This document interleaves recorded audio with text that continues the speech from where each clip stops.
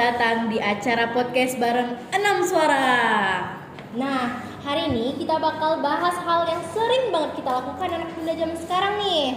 Yaitu apa tuh Nindi? Pastinya dong, nongkrong. Nah, yang menjadi tanda tanyanya itu nongkrong itu apakah produktif atau hanya buang waktu saja nih Nindi?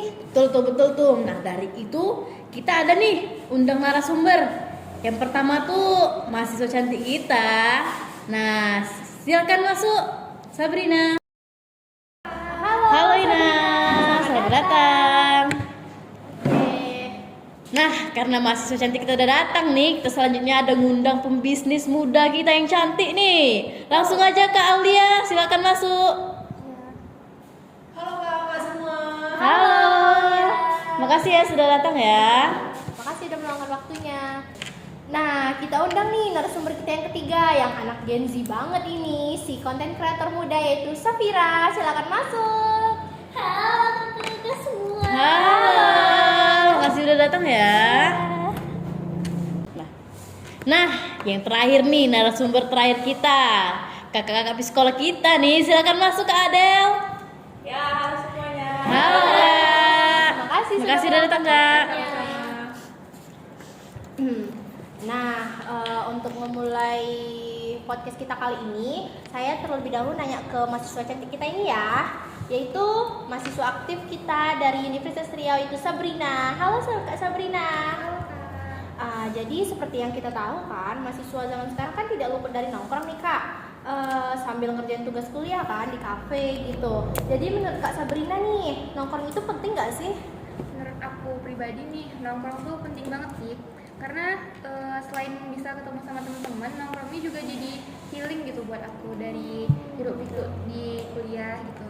Nah, tapi kadang justru kalau misalnya nongkrong nih, kadang buat nggak fokus gitu, buat kerjain tugas gitu. Tapi penting banget sih nongkrong, apalagi dengan kopi gitu. Bener sih, saya juga setuju banget dengan opini Kak Sabrina. Saya juga. Nah, selanjutnya nih, menarik cerita Kak Sabrina tadi ya. Kalau menurut pembisnis muda kita nih, gimana sih? Katanya nongkrong tuh setelah kerja itu wajib banget ya. Bagaimana sih pandangan kakak gimana? Gimana ya? Mungkin ya buat aku sendiri ya. Nongkrong itu bisa buat itu ngilangin stres kan. Cuman ya tergantung. Kadang itu bisa produktif kalau kita sambil bahas-bahas ide bisnis. Ya cuman kadang-kadang ya ngeluh kerjaan sambil makan gorengan.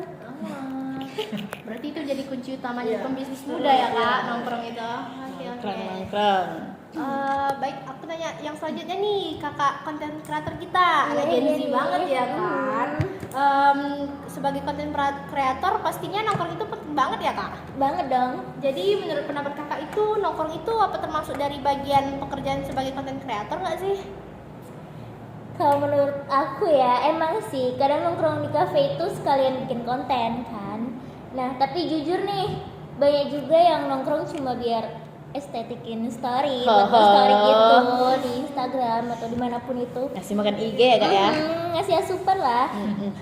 Kalau aku sih usahain tetap produktif ya, nongkrong sambil kerja bukan kerja sambil nongkrong. Keren banget. Ya. Mantep banget Kak.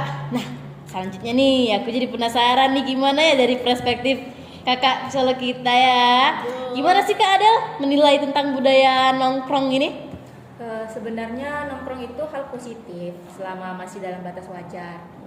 Interaksi sosial itu penting untuk menjaga kesehatan mental kita sebagai generasi Z itu kan, terutama bagi anak-anak muda.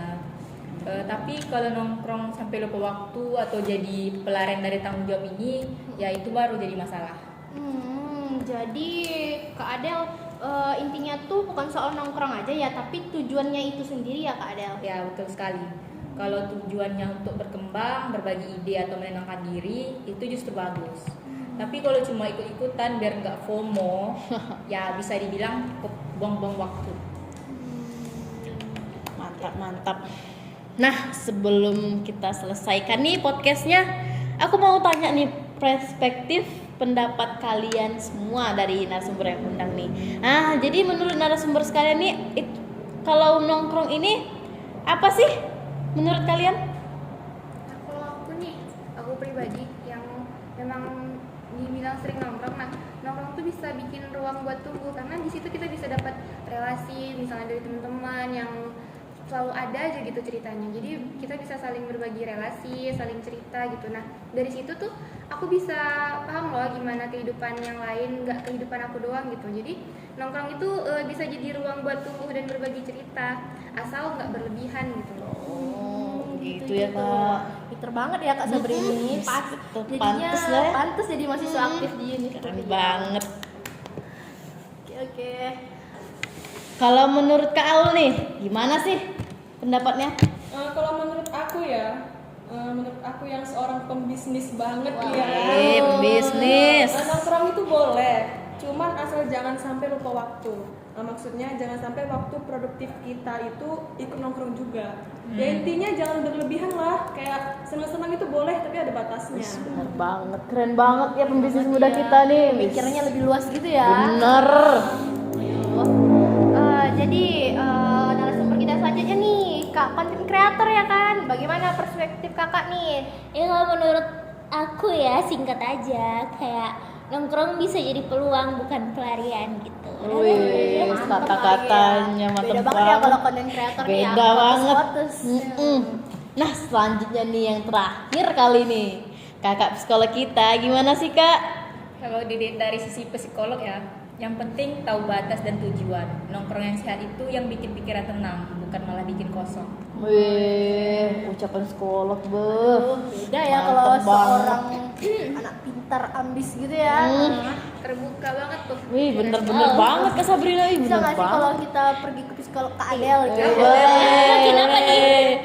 Mau konsul ya kan sama Kak Adel, boleh Kira-kira banget. bayar nggak nih Kak? Nanti kita bicara di belakang. Mantap. Nih. Udah nggak sih? Udah nggak tadi udah ketutup ini.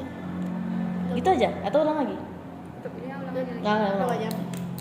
Wah, gak nyangka ya, keren-keren banget pendapat-pendapat dari narasumber kita ini. Bener. Jadi obrolan hari ini jadi seru banget. Aku gimana ya, enjoy aja gitu dengar pendapat mereka ya kan Kak Seru Nini. banget.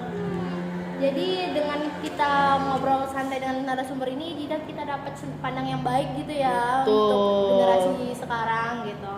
Nah, terima kasih nih buat narasumber yang sudah menyempatkan waktunya datang ke podcast kami. Makasih banyak ya juga ya, Kak. Terima kasih Kak. Jadi sampai jumpa ya di episode kita yang berikutnya dari Ngobrol Santai bareng 6 Suara.